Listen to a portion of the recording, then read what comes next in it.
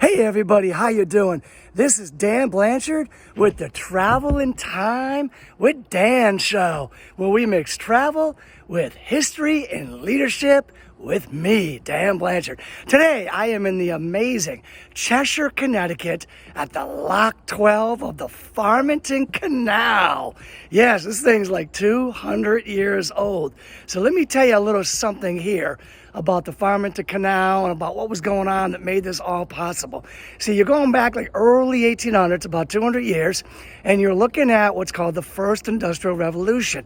Over in England, the factories, they're building all these different products. The United States is doing some of it too. We kind of borrowed a few of their ideas, maybe stole a few of their ideas, but we're doing it over here, right, in the United States. And we got all this production going on, the machines, the factories, all that stuff. And here's the problem. You got all this stuff to sell to people, but what if the people live like 100 miles away or 50 miles away or 200 miles away? What do you do with that? I mean, you just kind of walk it over to them? You know what I'm saying? You jump on a horse, ride over to them? No, I mean, that stuff just doesn't work. It just doesn't make sense, especially for smaller stuff, right? So what happened was New York kind of figured this out when they did their engineering marvel of the Erie Canal, where they connected to New York City through the upstate New York, through the Great Lakes, and connected like the people in the Midwest there, and people were able to go back and forth, right? And New York became very wealthy.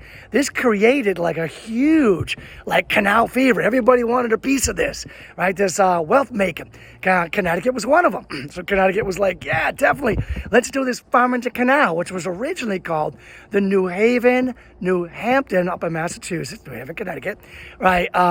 Canal. And eventually what happened was in Connecticut, the Connecticut part of it became the Farmington Canal. And this canal, this New Haven-Northampton Canal, was like pretty much, 86 miles, I believe. And it was the longest canal 200 years ago. The longest canal in New England. And a lot of like really cool things happened, okay? You had some, obviously, urban growth. I mean, people knew if you lived along the river, let's say the Connecticut River, for example, if you're in Connecticut, if you lived along the Connecticut rivers, then like people started coming, towns, villages, towns, developed cities, and then you got Hartford, right? Hartford, Connecticut, a lot of those big cities, right? That's urbanization, urban growth, and it brought economic development, right? So Connecticut wanted some of that. Well, for like other places in Connecticut, that they were not on the Connecticut River. So what do? Well, you create a man-made river called like a canal, right? 20 feet wide, 4 feet deep, right? You bring it in from New Haven, and you bring this all the way through Connecticut, bring it through like the area of Cheshire, Southerton, skirting alongside New Britain, into Plainville, into Farmington, and you shoot it all the way up to Northampton, Massachusetts, where you can connect with, actually, the Connecticut River. And that would shoot you up through Vermont, shoot you up like right to the border of like Canada. So how's that for like a highway, a water highway that kind of wasn't really there, but you kind of made it happen anyways. All right. So one of the places where I am right now, this is definitely of historical significance because this is the Lock 12, right, where they lifted the boats up, sort of like a water elevator. Get the boats in there, throw water in there, it lifts it up like a water elevator to the next level, so now boats can like go uphill. And that was fabulous, right? They worked out on the Erie Canal, and they did that here. And this is pretty much Lock 12 in Cheshire, Connecticut, is really one of the only really good preserved locks still left. They spent some money preserving this. You can see it like right over here, right? There's a little museums and stuff like that around. You got the keeper's house involved here, which was actually also the sheriff, the local sheriff kind of took place, right? Believe it or not, the Amistad slaves came through here when they were on their way to Hartford and living in Farmington. When the Farmington people helped them raise money to go back home. So the Amistad came through here. So, this was supposed to make Connecticut a lot of money. I mean, did it? Not exactly. A couple things happened here. One, actually, the economic opportunities were mostly east to west. This thing was developed by the stars. It's almost a perfect north and south, not in east and west. This thing freezes up in the winter. So what do you do in the winter when the boats can't go through there? Right? That's a problem. You just don't do anything. What do? Right? I mean, there were some places that froze up really hard, and you could kind of drag boats on the top of the ice with the horses on both sides with big ropes. You could do that, but you couldn't really count on that. Right? So what happens? The railroad comes and kind of like takes the place of the canals. So the railroad comes and kind of takes the place of the canals, and the canals kind of don't work out. Railroads are going to kind of like take over. All right. So what else happened? So this doesn't last forever. Kind of like the railroads kind of like bankrupt, I guess, the canals. And believe it or not, like you're looking here, this is just a small part of it. Like, what has become of this?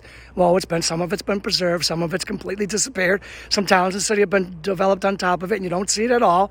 But what you do see in a lot of places, you see what's called the Farmington Canal turned into the Farmington Canal Heritage Trail. It's all over, right?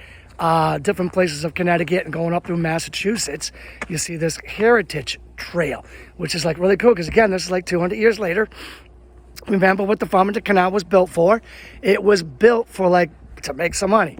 So the Farmington Canal Heritage Trail, it gives people a nice place to ride a bike, nice place to go for walks, and there's little teeny businesses kind of popping up around it. People can get some food or some coffee or something, and 200 years later, they're still making money. All right, listen, I hope you guys are enjoying this. You know, I like to mix travel, history, and leadership. So if you have not traveled down here to Cheshire, Connecticut to check this out, this is a really cool place, 200 years of history right here, okay? The leadership lessons, well, obviously a big vision, right? This was an engineering marvel to have what was mostly Irish, immigrant labor digging this out, but they had to dig it out by shovel and throw it in wheelbarrows and cart it away. Could you imagine how hard that must have been to even have that vision? So it's a big vision, leadership, big vision, very bold action, no doubt about it, and long-term adaptability. Here we are 200 years later, and people are still coming to the Farmington Canal, checking it out, still using it, enjoying it, and learning from it. All right, everyone, thank you for joining me today on my Travel and Time with Dan show, where I mix travel, history, and leadership with me, Dan Blanchard, and I will be back real soon with whatever I'm doing next. Y'all take care now.